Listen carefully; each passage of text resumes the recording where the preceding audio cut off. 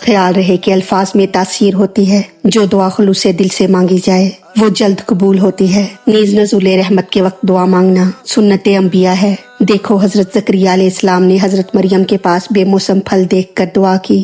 حدیث شریف میں ہے کہ بارش کے وقت دعا مانگو کہ یہ نزول رحمت کا وقت ہے۔ اعوذ باللہ من الشیطان الرجیم، بسم اللہ الرحمن الرحیم۔ ہنالک، وہیں یا اس جگہ، دعا کی زکریا علیہ السلام نے ربہ اپنے رب سے۔ یہاں اس جگہ سے مراد حضرت مریم علیہ السلام کی قیام گاہ ہے، جہاں حضرت زکریا علیہ السلام نے ان سے گفتگو فرمائی تھی۔ پچھلی آیت میں پڑھا تھا نا کہ جب حضرت زکریا علیہ السلام محراب میں داخل ہوتے، جو کہ بیت المقدس کی کوئی خاص جگہ تھی جو حضرت مریم علیہ السلام کی قیام گاہ تھی، تو وہ وہاں پھل پاتے۔ یہاں وہی جگہ مراد ہے۔ وہاں زکریا علیہ السلام نے اپنے رب سے یہ دعا کی یا اپنے رب کو پکارا، یعنی حضرت مریم علیہ السلام کا جواب سنتے ہی کہ یہ پھل جنت سے آتے ہیں، اسی وقت یہ دعا کی۔ قالا، اس نے کہا، یعنی حضرت زکریا علیہ السلام نے کہا، ربی، اے میرے رب، حبلی، عطا کر مجھے، ملا دوں کا اپنے پاس سے، ذریاتاں، اولاد، طیبہ، پاک۔ کیونکہ حضرت زکریا علیہ السلام نے یہ دعا بڑھاپے میں بے وقت مانگی تھی، اس لیے ملا دوں کا عرض کیا۔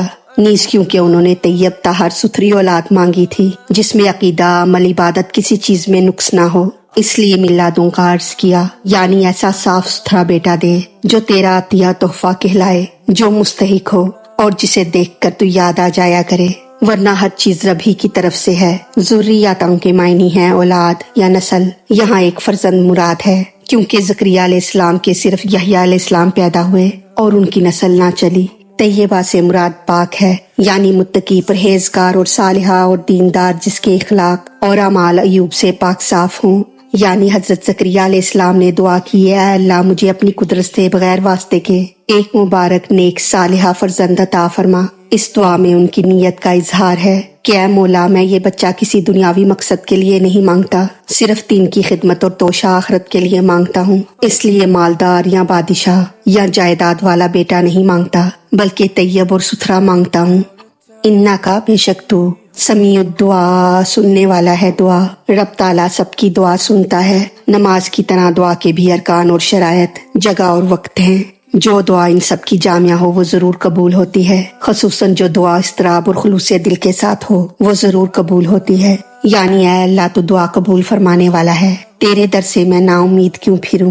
اب اس آیت کا خلاصہ اس طرح ہے کہ جب زکریا علیہ السلام نے حضرت مریم علیہ السلام کے پاس بے موسم پھل دیکھے اور مریم علیہ السلام کا وہ دل خوش کن جواب سنا، تو قدرتی طور پر آپ کے دل میں فرزند کا شوق پیدا ہوا اور خیال فرمایا کہ جو رب مریم کو بے موسم میوے دینے پر قادر ہے، اور جو بیت المقدس کی خدمت کے لیے بجائے لڑکے کے لڑکی اور بجائے جوان کے بچی کو قبول کر لیتا ہے، جو بغیر گمان رزق دینے پر قادر ہے، وہ مجھ بوڑھے کو میری بانج بیوی سے اولاد بخشنے پر بھی قادر ہے۔ چنانچہ آپ نے اسی وقت، اسی جگہ جہاں آپ کی حضرت مریم سے یہ گفتگو ہوئی تھی، انہوں نے بارگاہ الہی میں دعا کی۔ آپ نے عرض کیا کہ اے مولا، مجھے اس بڑھاپے میں خاص اپنی طرف سے ایک پاک و ستھرا بیٹا عطا فرما، بے شک تو دعاؤں کو قبول فرمانے والا ہے، تو میری دعا کو بھی ضرور قبول فرمائے گا۔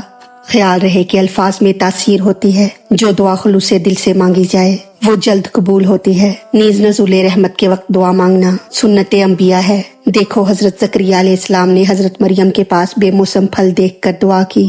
حدیث شریف میں ہے کہ بارش کے وقت دعا مانگو کہ یہ نزول رحمت کا وقت ہے۔ صوفیاء اکرام فرماتے ہیں کہ دعاؤں سے تقدیریں بدل جاتی ہیں، انہونی بات ہو جاتی ہے، اور دعائیں کرنے سے عظمتیں، برکتیں نازل ہوتی ہیں۔